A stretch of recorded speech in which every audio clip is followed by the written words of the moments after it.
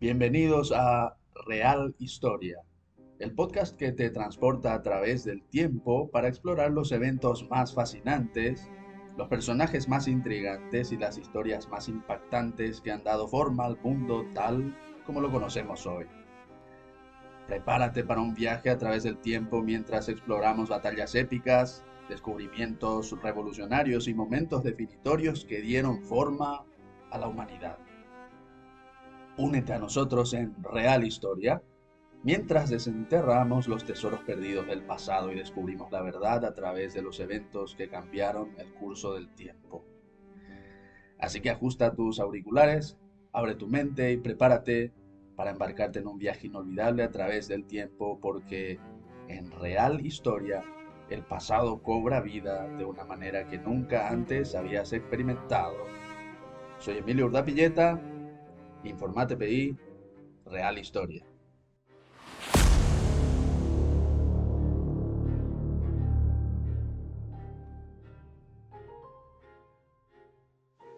Martes 18 de junio del 2024.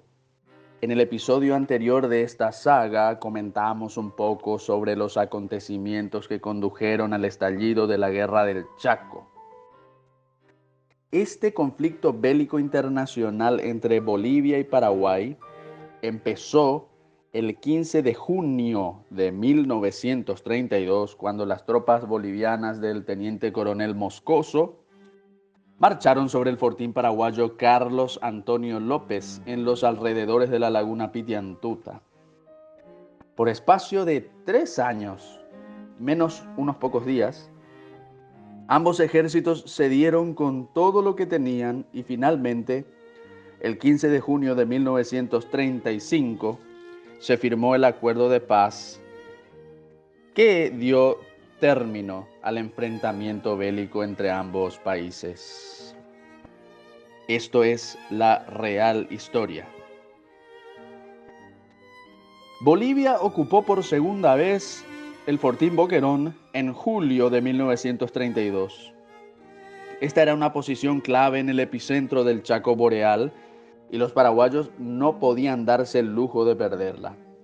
Por su propia iniciativa y contraviniendo a los planes estratégicos del gobierno de Asunción, en donde se planteaba que el Chaco debía defenderse sobre la línea del río Paraguay, es decir, abandonar prácticamente el Chaco, el entonces teniente coronel José Félix Estigarribia, quien tenía experiencia militar por las guerras civiles del Paraguay y que también se educó en Francia, en la Escuela Superior de Guerra Francesa, ordena la recaptura del Fortín Boquerón, que luego de varias semanas de asedio, cayó en manos de tropas paraguayas el 29 de septiembre de 1932. Fue una victoria pírrica para los guaraníes, pero su impacto propagandístico se hizo sentir no solo en las tierras del altiplano, sino también a nivel mundial. Paraguay, el viejo león al que se creía desahuciado e inerme, rugió con inusitada fortaleza y volvió a mostrar las garras. El ejército paraguayo avanzó sin parar y capturó las posiciones de Arce y Alihuatá un mes después. Pero los bolivianos lograron estabilizarse a 7 kilómetros del Fortín Saavedra, justo en los mismos días en que el gobierno de La Paz, capital de Bolivia, hizo llamar al alemán Hans Kunt, general que fue el principal organizador e instructor del ejército boliviano y que tenía experiencia como jefe de tropas.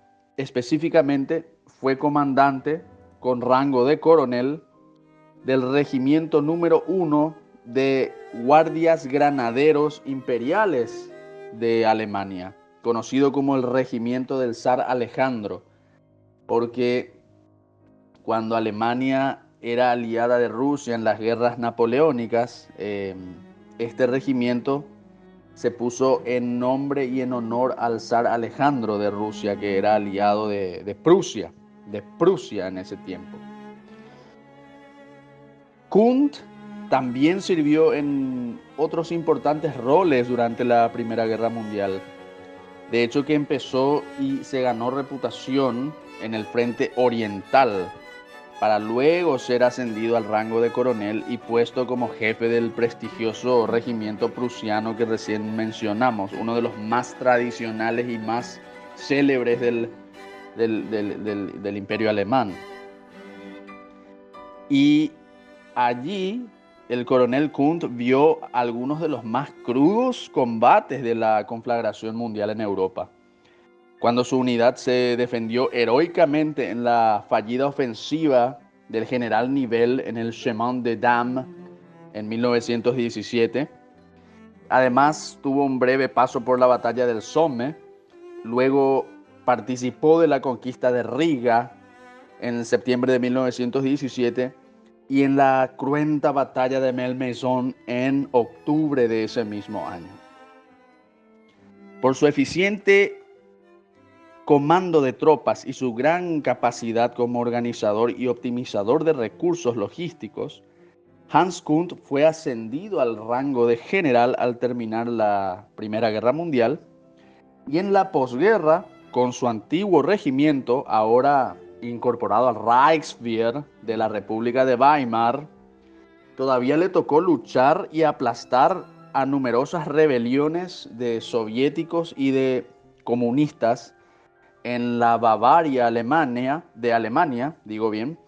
y también en Polonia, en la famosa insurrección de Silesia de los años 1919-1921, en donde él combatió como jefe del regimiento de guardias granaderos número 1, conocido como el regimiento del zar Alejandro. Esto es para que se sepa un poco quién fue Hans Kunt, porque muchas veces no se sabe gran cosa sobre este prestigioso militar prusiano. Hans Kunt era un hombre muy experimentado, muy competente, pero tenía un grave problema. Él fue a Bolivia, ciertamente reformó, instruyó y organizó el ejército boliviano, pero los oficiales de Bolivia, que estaban muy metidos en cuestiones políticas, también tenían entre ellos constantes internismos, constantes envidias y desacuerdos provocados entre sí mismos, lo que agravó numerosas veces la convivencia y las operaciones de Bolivia en la Guerra del Chaco. E incluso en el mismo ejército intervenían políticos. El mismo presidente Daniel Salamanca, por ejemplo, metía su cuchara todo el tiempo. Y en contrapartida de lo sucedido con Paraguay, el general Estigarribia contaba con oficiales de muy buena instrucción militar que estuvieron por Chile, por Argentina, incluso también por Europa.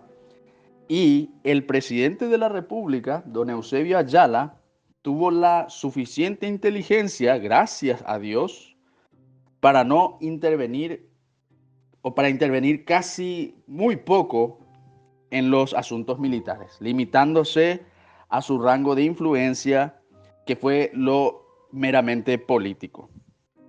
Y aunque el ejército paraguayo también tenía sus internas, supieron, por lo menos durante la guerra, controlarse. Esa fue una diferencia clave que marcaría todo el carácter de la contienda.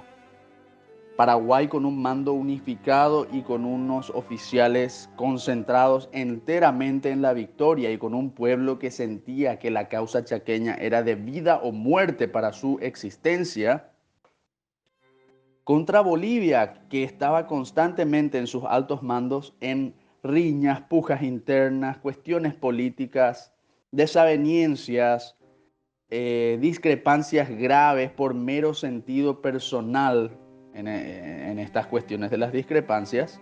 Y además un pueblo boliviano que, si bien es cierto, combatió con valentía y tenacidad, no sentía que este asunto fuera de vida o muerte para su existencia.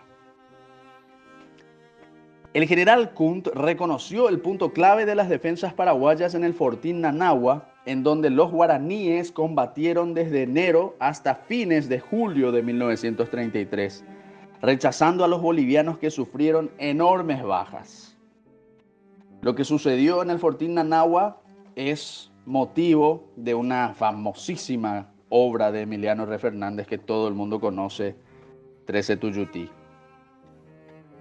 El prusiano logró recuperarse y derrotó a las tropas del general Estigarribia en Corrales, Platanillos, recuperó la posición de Alihuatá y posteriormente infligió en marzo de 1933 una dura derrota a los paraguayos en Campo Jordán. Hasta ese momento se podía decir que la guerra estaba igualada, pero luego de importantes triunfos paraguayos en Fortín Toledo, por ejemplo, también hay una gran canción que habla sobre esta victoria crucial en Fortín Toledo, escrita por Darío Gómez Cerrato. En diciembre de 1933, el ejército paraguayo realizó el espectacular cerco de Campo Vía, con el que se destruyeron 2 divisiones bolivianas casi en su totalidad. Pero en una de las más controvertidas decisiones de la guerra, que provino de las esferas políticas, el ejército paraguayo no explotó su triunfo y dejó que Bolivia se retire, se reorganice y rearme tras Campo Vía. Se cree que esto sucedió porque el presidente Ayala, en una de las pocas veces que intervino en el teatro de operaciones, estaba convencido de que tras el enorme éxito paraguayo en Campo Vía, Bolivia pediría la paz, cosa que no sucedió. Las hostilidades se reanudaron 2 meses después. El general Kunt fue reemplazado y sucedido, entre otros, por los generales Enrique Peñaranda y David Toro. La sustitución del general Kunt, en mi humilde criterio, fue un error fatal para Bolivia.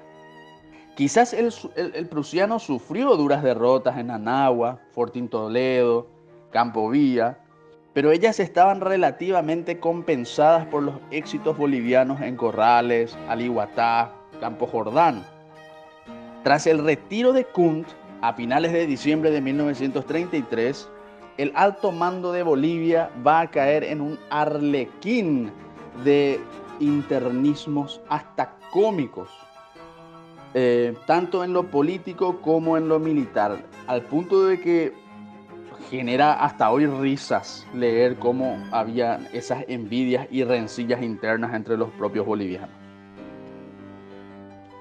En febrero y marzo de 1934, los paraguayos vencieron en Magariños y Cañada Tarija, respectivamente. En contrapartida, los bolivianos encontraron un hueco que explotarían casi a la perfección en su mejor victoria durante la contienda, en Cañada Strongest, en mayo de 1934. Las luchas se estancaron entonces, pues los hombres del general Estigarribia fracasaron en sus primeros intentos de capturar al estratégico fortín Vallivián. Era necesario un cambio de planes, y 3 meses después, los paraguayos modificaron su rumbo y se lanzaron hacia Carandaití, luego de tomar Picuibá. Arreciaron los combates en la zona del Algodonal con pequeños y costosos éxitos bolivianos conseguidos por el coronel David Toro. Pero en los días 10 a 16 de noviembre de 1934, el ejército paraguayo obtuvo quizás su más excelente triunfo de las armas, solo superado por Curupaití y por Boquerón del Sauce en la Guerra de la Triple Alianza. Me refiero al espectacular cerco del Carmen, en donde 2 divisiones bolivianas enteras fueron aniquiladas en una verdadera obra maestra del arte de la guerra. Los bolivianos, ante tamaño desastre, reaccionaron de la manera más increíble y desopilante que pueda parecerles. En el famoso Corralito de Villamontes, capturan y derrocan al presidente Daniel Salamanca el 27 de noviembre de 1934. Esto parece salido de una comedia, pero fue así. Se inicia desde ese momento el colapso boliviano, que se vio forzado el ejército de Bolivia a abandonar Vallivian y sufrió las duras derrotas de Grendahue e Bibobó en diciembre de 1934. El general Estigarribia, en contra de los consejos de sus oficiales, se empecinó en capturar Villamontes en las estribaciones andinas. Era el último fortín boliviano en territorio que Paraguay reclamaba como suyo. Este largo asedio se destacó por el hecho de que el 5 de abril de 1935 los soldados paraguayos cruzaron el legendario río Parapití y capturaron la ciudad de Charagua. Pero los bolivianos lanzaron un severo contraataque con el que se expulsó a nuestras tropas de Charagua y de toda esa zona, y se acabó con la esperanza allí de la conquista del fortín Villamontes.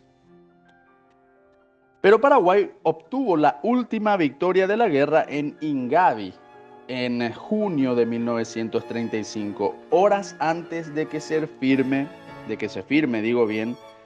el armisticio de la paz el día 12 de ese mes. Paraguay logró reconquistar una gran franja de terreno chaqueño ante un enemigo tenaz y valeroso, a pesar de los graves defectos que tenía en su alto mando. El 12 de junio de 1935 se clavaron los famosos hitos de la línea de hitos, asunto que va a ser fundamental para todo lo que va a suceder a continuación, la parte más importante de esta saga. Las negociaciones diplomáticas desde el 12 de junio de 1935 hasta el 21 de julio de 1938 e inclusive el posterior arbitraje. Pero sin duda alguna, en los 3 años de la Guerra del Chaco, Paraguay supo emerger como victorioso en las duras campañas militares en ese desierto verde con temperaturas atroces, con falta de agua, con escasas provisiones, y contra un dignísimo rival que, como fue Bolivia, que cayó de pie. Bolivia cayó de pie y todavía estaba dispuesta a dar pelea en la mesa de negociaciones. El viejo león guaraní rugió en el Chaco Boreal y ese rugido se escuchó en todo el mundo, pero en especial en los Estados Unidos de Norteamérica, que consideraba por varias razones que llegó el momento de intervenir. Pero de esto hablaremos en el siguiente capítulo de La Real Historia. La diplomacia en 1935 a 1939 inclusive, cuando se finiquita realmente el conflicto chaqueño y la cuestión de los límites entre Paraguay y Bolivia. Me despido de ustedes de este episodio y si Dios quiere nos volvemos a encontrar el próximo martes en una nueva edición de La Real Historia. Síganos en Facebook, Instagram, Twitter, Twitch, YouTube y todos los demás lugares, Spotify. Y les mandamos un cordial abrazo. Hasta la próxima. Permiso.